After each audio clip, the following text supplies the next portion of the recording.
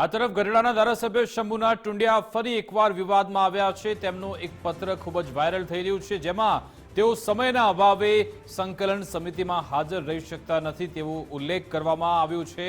તેમણે એ બાબતે એક પ્રતિનિધિની નિયુક્તિ પણ કરી છે।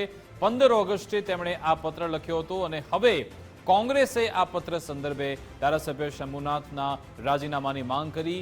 તેમણે કહ્યું કે આવી પ્રતિનિધિની નિયુક્તિ ગેરવ્યાજબી છે। કોંગ્રેસે કહ્યું કે જો ધારાસભ્ય પાસે જનતા પાસે સમય ન હોય, જનતા માટે સમય ન હોય તો પછી રાજીનામું આપી દો। સ્થાનિકોએ પણ ધારાસભ્યના વલણનો વિરોધ કર્યો છે। વિવાદિત નિર્ણય અંગે ધારાસભ્યએ પણ પોતાનો બચાવ કર્યો। તેમણે એવું કહ્યું કે વિધાનસભા વિસ્તાર 2 જિલ્લામાં વહેંચાયેલો છે, જેથી એક જ વ્યક્તિ 2 સ્થળે કેવી રીતે હાજર રહી શકે તેવું તેમણે કહ્યું। બંને સ્થળે હાજર ન રહી શકું એટલા માટે પ્રતિનિધિ નિમ્યા છે। તો સવાલ એ છે કે સાહેબ તો પછી સમયનો અભાવ છે એવું કારણ આ પત્રમાં કેમ ન લખ્યું?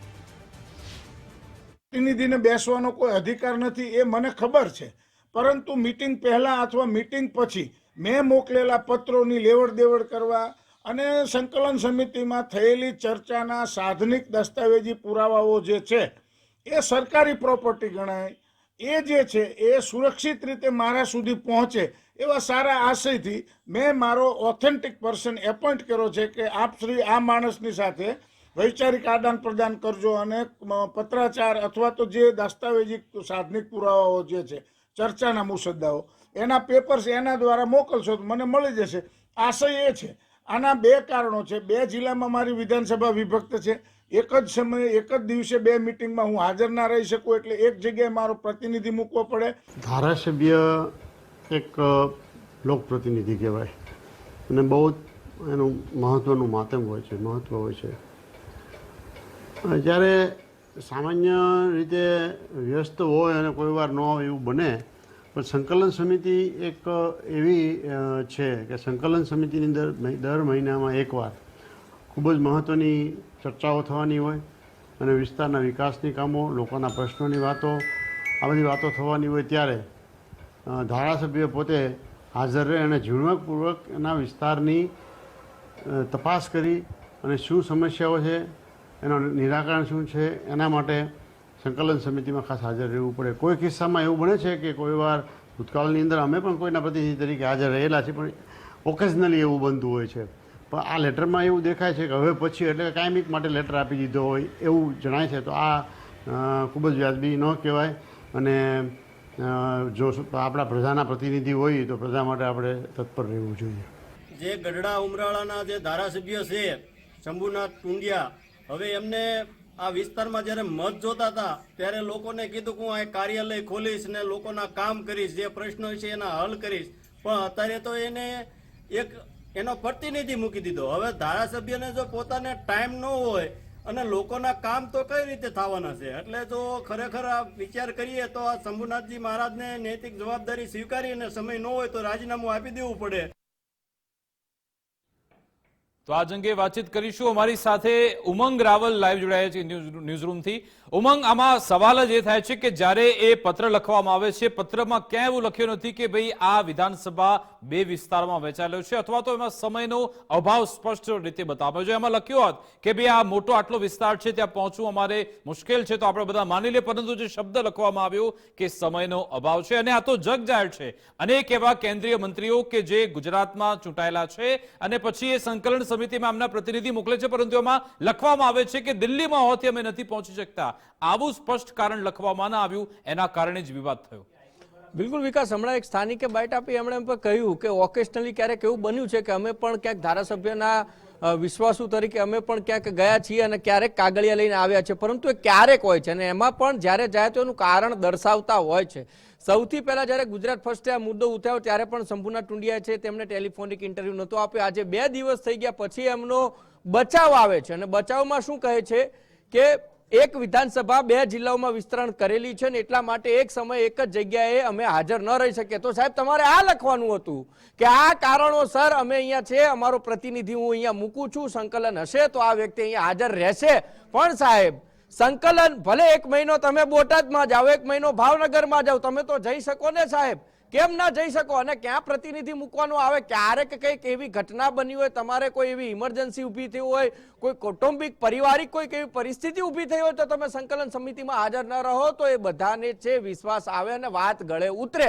ફરીથી આપણે વિકાસ એ લેટર બતાવો છે કે લેટરની અંદર એમણે લખ્યું હતું કે સમયના અભાવે જ આ એમનો છે પ્રતિનિધિ નિમણૂક કરવા બાબત વિષય લખેલો છે અને નીચે લખ્યું છે કે સાથે આપને જણાવો કે વલભીપુર, અહીંયા જો એમણે વિસ્તારના નામ પણ લખ્યા છે, વલભીપુર, ઉમરાળા, ગઢડા, જી બોટાદ, ચૂંટાયેલો હું ધારાસભ્ય છું અને આ વાત અહીંયા આવે છે કે સમયના અભાવે હું જિલ્લા તથા તાલુકાની સંકલન સમિતિમાં ઉપસ્થિત નથી રહી શકતો અને એના જ કારણે છે હું મારો પ્રતિનિધિ નીમું છું. એટલે વાત અહીંયા એ આવે છે કે જો સંકલન સમિતિમાં ધારાસભ્ય પોતે હાજર ન રહી શકતા હોત અને હવે 2 દિવસ પછી બચાવ એવો કરે કે એક જ સમયે એક જ અલગ અલગ જિલ્લાઓ એક વ્યક્તિ કેવી રીતે હાજર રહી શકે, તો સાહેબ આ કાગળ તમે શું એમનામ લખ્યો? તો આ તો તમારો ઓફિશિયલ લેટર પેડ છે અને આમાં તમે લખ્યું એ જ સાચું ગણાય.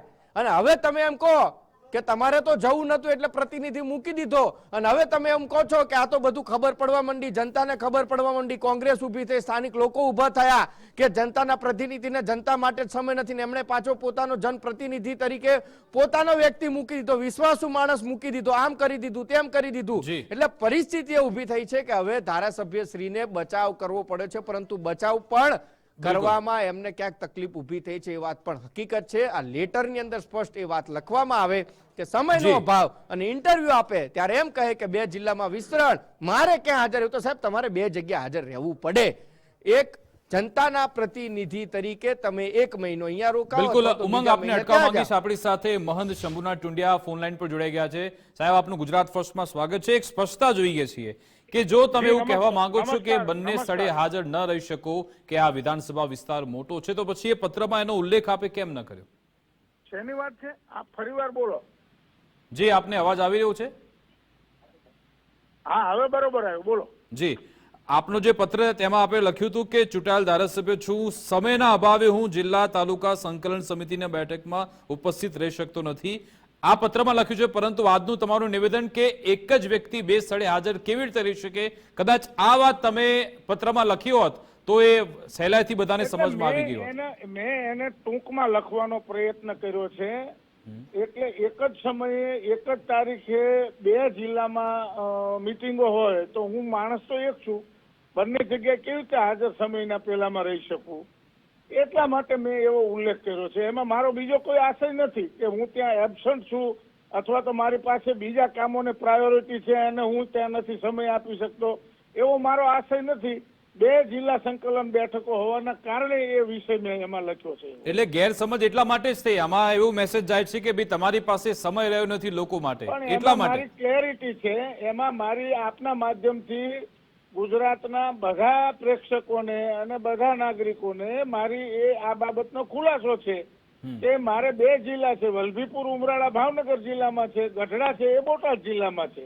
સંકલનની સમિતિઓ એક જ સમયે હોવાના કારણે એમાં દિક્કત પડતી હોય છે અને એટલે એમાં મેં સમયનો ઉલ્લેખ કર્યો છે અથવા તો એ મેં જે ઉલ્લેખ કર્યો છે એના માટે એટલે કે ભાઈ એક જ સમયે હું ક્યાં 2 જગ્યાએ રહી શકું એમ. એ તો સાહેબ અમને પણ ખબર છે કે રાજ્યસભાના જો એ સંસદ સભ્ય હોય તો પછી પોતાના પ્રતિનિધિને મોકલી દેતા હોય છે, પરંતુ એ ઉલ્લેખ કરે છે, આપણે લેટરમાં ઉલ્લેખ નથી કર્યો. જો આપણે લખ્યો હોત કે ભાઈ ગઢડાથી વલભીપુરનો જે સમય છે 50 કિલોમીટરનો છે, એક સમયે એક જગ્યાએ અમે નથી રહી શકતા, આ કારણથી હું કરી રહ્યો છું, તમે જે શબ્દ લખ્યો સમયના અભાવે, એના કારણે પછી સવાલ તો સાહેબ ઉભા થાય. ટૂંકમાં એને બીજું તો શું કહી શકાય. બિલકુલ બિલકુલ બિલકુલ, આભાર અમારી સાથે જોડાવા બદલ, વાતચીત કરવા બદલ. તો હવે ધારાસભ્ય શ્રી કહી રહ્યા છે કે આમાં મેં એમાં ટૂંકમાં લખવાનો પ્રયત્ન કર્યો હતો પરંતુ આવો મેસેજ ખોટો ગયો છે. જો કે જનતા અહીંયા ચોક્કસથી વિપરીત છે. જનતાનું કહેવું છે કે જ્યારે તમે ચૂંટાઈને આવ્યા હતા ત્યારે કહ્યું હતું કે અમે અહીંયા કાર્યાલય બનાવીશું, લોકોની વચ્ચે રહીશું, પરંતુ હવે જ્યારે ધારાસભ્ય તરીકે ચૂંટાઈ ગયા ત્યારે પછી સમયની અભાવની વાત કરી રહ્યા છે.